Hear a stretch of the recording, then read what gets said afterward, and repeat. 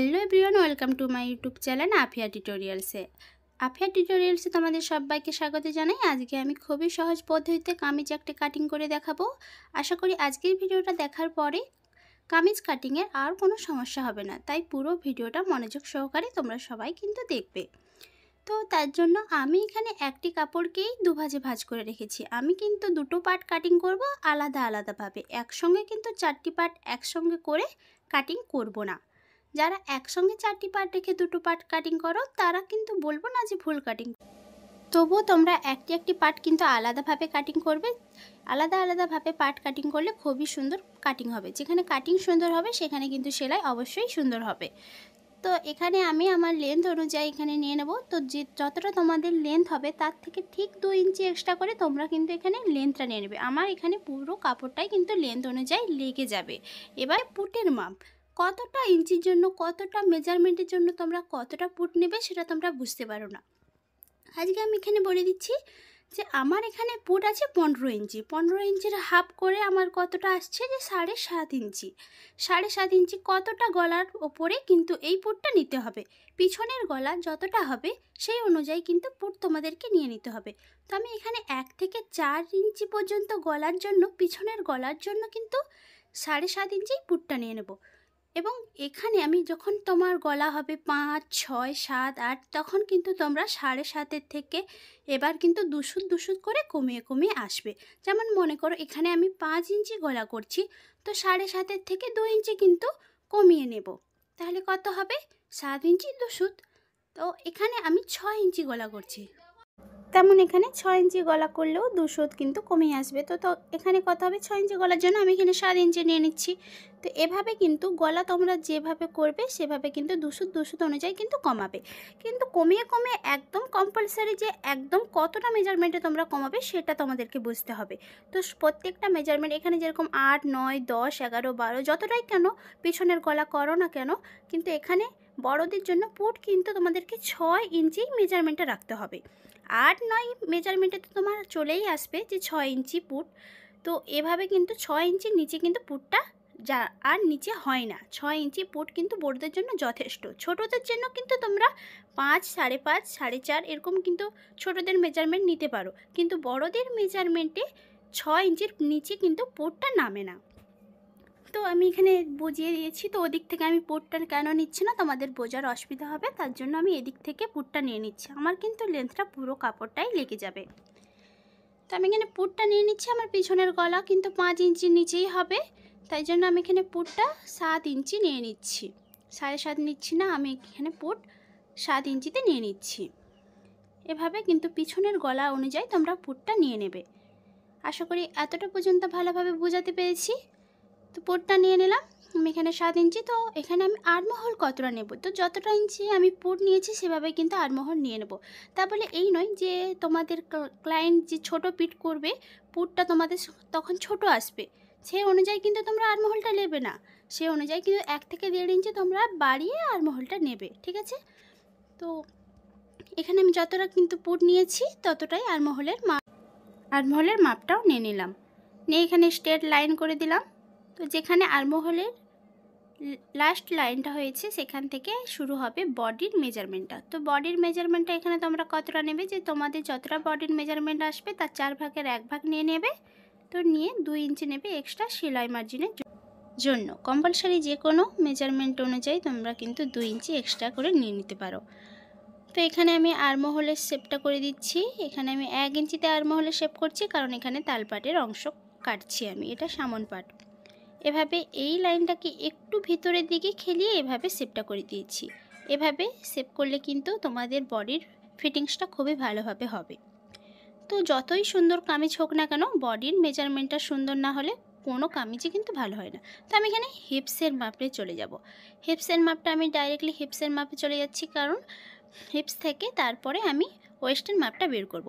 তো এখানে হিপসের মেজারমেন্টটা কতটা নেবে তোমরা এখানেও কনফিউজ হয়ে যাও যে হিপসের মাপটা কতটা নেবে। তো এখানে আমি বলছি যখন তোমাদের লেন্থটা 40 ওপরে হলে তখন তোমরা হিপসের মাপটা কতটা নেবে। তো 40 যখন হবে, 40-এর ওপরে, তখন তোমরা 21 ইঞ্চি থেকে কিন্তু শুরু করবে। 21 ইঞ্চি থেকে শুরু করবে, যখন 40, 45 এভাবে হবে 21 ইঞ্চি কিন্তু রাখতে পারো। তো যখন তোমরা মনে করো যে 35 লেন্থ হবে, 35 লেন্থ থেকে যখন শুরু, তখন তোমরা হিপসটা কত নেবে, 19 থেকে 20 ইঞ্চি এভাবে কিন্তু নিয়ে নিতে পারো। যখন 35-এর নিচে হবে লেন্থটা, তখন তোমরা 18 এভাবেও নিয়ে নিতে পারো। তো এখানে আমি 40 ইঞ্চিতে বলে দিলাম যে 21 থেকে 22। তো হিপসের মাপটা 22-এর নিচে কিন্তু আর হয় না, 22 পর্যন্তই কিন্তু লাস্ট মেজারমেন্ট। ততটা তোমার লেন্থ চাই 45 হোক বা 46, কিন্তু তোমাদের হিপসের মেজারমেন্টটা 22 রাখতে হবে।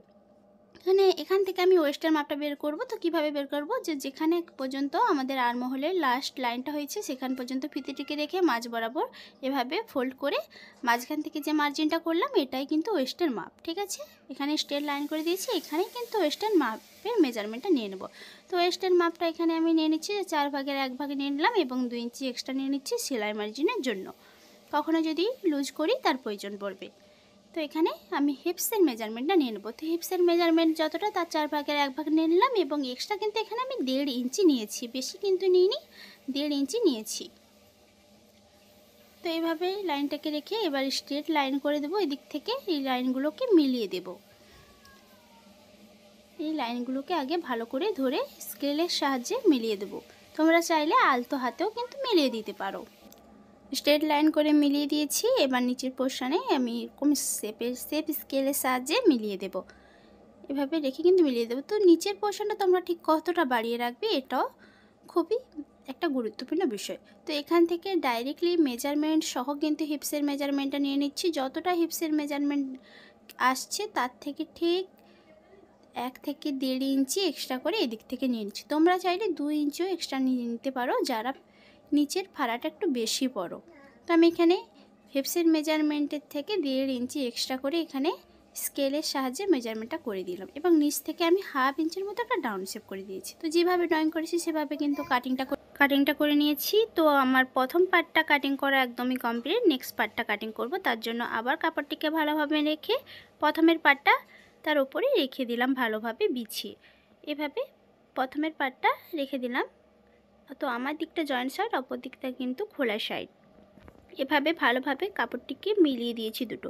তো সব কিছুর মেজারমেন্ট কিন্তু সমান হবে, শুধু এদিক থেকে যেখানে আমি তালপাটের অংশ কেটেছিলাম পিছনের পাটে কোনো তালপাট কাটবো না, তাই জন্য 1/2 ইঞ্চি এক্সট্রা করে মার্জিনটা এভাবে করে দিলাম। এভাবে করে বাদ বাকি মার্জিনগুলো কিন্তু সেমই হবে, সেম করে আমি কাটিংটা করে নেব। তো কাটিংটা করে কমপ্লিট করে নিয়েছি, দুটো পার্টি কাটিং করে কমপ্লিট করে নিয়েছি। এবার হাতার পার্টটা কাটিং করব। হাতার পার্টটা কাটিং করার জন্য এখানে আমি বলে দিচ্ছি যে পিছনের পার্টে যেখানে তালপাট অংশ কাটোনি, পিছনের পার্টটা থেকে এভাবে আর্মহোলে এভাবে ফিতেটিকে রাউন্ড রাউন্ড করে যতটা মাপ আসবে, যতটাই মেজারমেন্ট আসবে তার 1/2 ইঞ্চি কমিয়ে আমি হাতার পার্টটিকে কাটিং করে আলাদা করে নেব। তার জন্য আমি একটি কাপড়কে 4 ভাজে ভাঁজ করে রেখে দিয়েছি। আমার দিকটা জয়েন্ট সাইড, অপর দিকটা কিন্তু খোলা সাইড, এভাবে রেখে দিয়েছি। তো আমি এখানে হাতার লেন্থটা নিয়ে নিচ্ছি। আমি এখানে আমার মেজারমেন্ট অনুযায়ী হাতার লেন্থটা 17 ইঞ্চি নিয়ে নিচ্ছি। তোমরা তোমাদের মেজারমেন্ট অনুযায়ী নিয়ে নিও। নিয়ে স্ট্রেট লাইন করে দিলাম। এখানে আমার ময়ূরটা যতটা আছে ততটাই প্রয়োজন পড়ে যাবে। তো এখানে আমাদেরকে দেখতে পাচ্ছ এদিক থেকে আমাদেরকে কাপড় জয়েন্ট করতে হবে, কারণ আমার মেজারমেন্ট অনুযায়ী এদিক থেকে আসছে না। এখনও আমাদেরকে 3 ইঞ্চি 3.5 ইঞ্চির মতো একটা কাপড় অ্যাটাচ করতে হবে ওদিক থেকে।